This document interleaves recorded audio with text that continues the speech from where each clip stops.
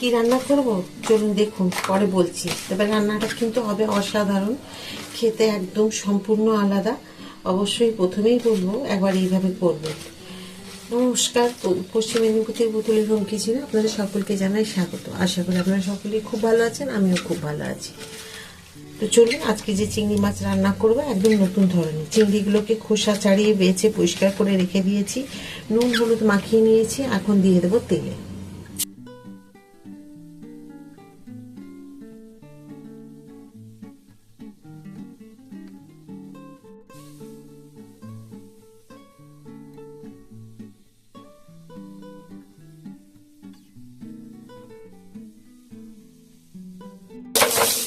ভাজা হয়ে যাচ্ছে, এগুলোকে তুলে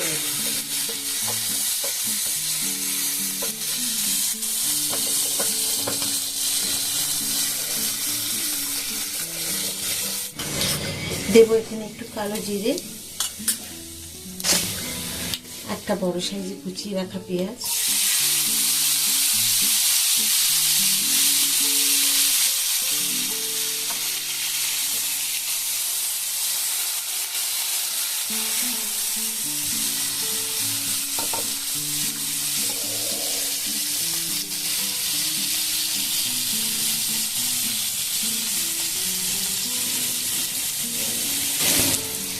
একটু হালকা যখন ভাজা হয়ে যাবে তখন দিয়ে দেবো আমি পরিমাণ মতো অল্প একটুখানি নুন।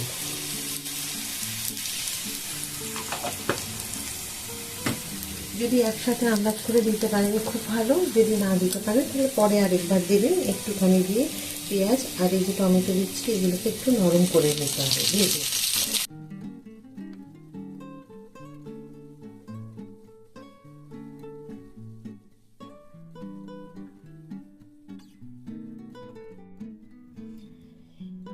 পেঁয়াজগুলোকে দেখুন আমি খুব সুন্দর করে হালকা ব্রাউন কালার করে ভেজে নিয়েছি।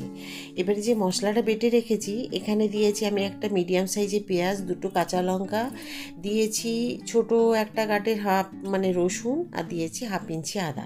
কেন মাছের পরিমাণ যেমন থাকবে সেই বুঝে মশলা নিতে হবে। আর নিয়েছি জিরে 1 চামচ। এগুলোকে সমস্ত কিছু আমি এইরকমই নর্মালি বেটে নিয়েছি, কোনো তেলে ভেজে নয়।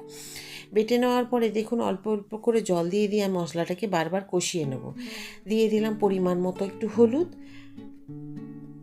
দিয়ে দেবো এবার আমি একটুখানি এখানে রেড চিলি পাউডার, একটু কালারটা ঠিক বেশ সুন্দর লাগবে দেখতে সেই কারণে। আর দিয়ে দিলাম একটুখানি গুড়, আমরা গুড় খাই সে কারণে দিয়েছি, আপনারা চিনি খেতে চাইলে চিনিও দিতে পারেন, যেটা আপনাদের ইচ্ছে।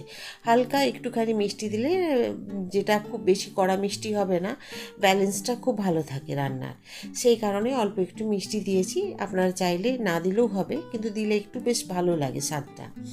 এবারে মিডিয়াম টু লো ফ্লেমে এটাকে সুন্দর করে একটু কষিয়ে নিতে হবে। জল শুকিয়ে গেলে আবার একটু জল দিয়ে কিন্তু দরকার হলে কষিয়ে নেবেন। একদম লো ফ্লেমে বেশ দেখবেন কাঁচা গন্ধ চলে গেছে মশলা, তখনই কিন্তু জল দিতে হবে। হাই ফ্লেমে করলে কিন্তু মশলা পুড়ে যাবে আর তেতো হয়ে যাবে। যদি মনে হয় যে তেল কম দিয়ে খাবেন তাহলে কিন্তু আবার একবার একটুখানি জল দিয়ে কষিয়ে নিতে পারেন।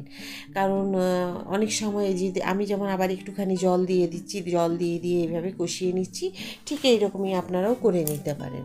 যারা তেল পরিমাণ প্রচুর খেতে ভালোবাসেন বা খান তারা হয়তো তেল দিয়ে বেশি করে নিতে পারেন, তো অসুবিধে নেই, যেটা আপনাদের সুবিধা হবে সেভাবে করবেন, কিন্তু মিডিয়াম টু লো ফ্লেমে কষিয়ে নেবেন। এখন দিয়ে দেবো ভেজে রাখা চিংড়ি মাছগুলো। চিংড়ি মাছগুলো দিয়ে আমি অন্তত 2-3 মিনিট এইভাবে মিডিয়াম ফ্লেমে ফুটিয়ে নেব, যাতে মাছের যে ভেতরে অন্তত গ্রেভিটা খুব ভালোভাবে যায়, সেই কারণে ফুটিয়ে নিতে হবে। তো দেখুন এখন এবারে আমি দিয়ে দেবো একটুখানি গরম মশলা। একটু গরম মশলা দিতে পারেন, এখানে ধনে পাতা দিতে পারেন, কসুরি মেথি দিতে পারেন, তবে কসুরি মেথির থেকেও ভালো লাগবে ধনে পাতা বা গরম মশলা। ঘি দিতে পারেন, যেটা মনে হয়, তবে এটা ঘি না দিলেও চলবে। এটা পেঁয়াজটা দিয়ে আমি রান্নাটা করলাম, এটা কিন্তু জানেন তো ভাতে তো অসাধারণ তো লাগবেই খেতে, আপনারা রুটি পরোটাতেও খেতে পারেন, এটা ভালো লাগবে। যারা মাছ রুটি পরোটার সাথে খেতে ভালোবাসেন তারা খেতে পারেন, যারা না পছন্দ করেন তারাও কিন্তু এই চিংড়ি মাছ দিয়ে রুটি পরোটা খেতে চাইলে খেতে পারেন। তো কেমন হলো আজকে পেঁয়াজ চিংড়ি, আশা করি ভালো লেগেছে। আবার একটা নতুন ভিডিও নিয়ে আসবো। সবাই খুব ভালো থাকুন। নমস্কার।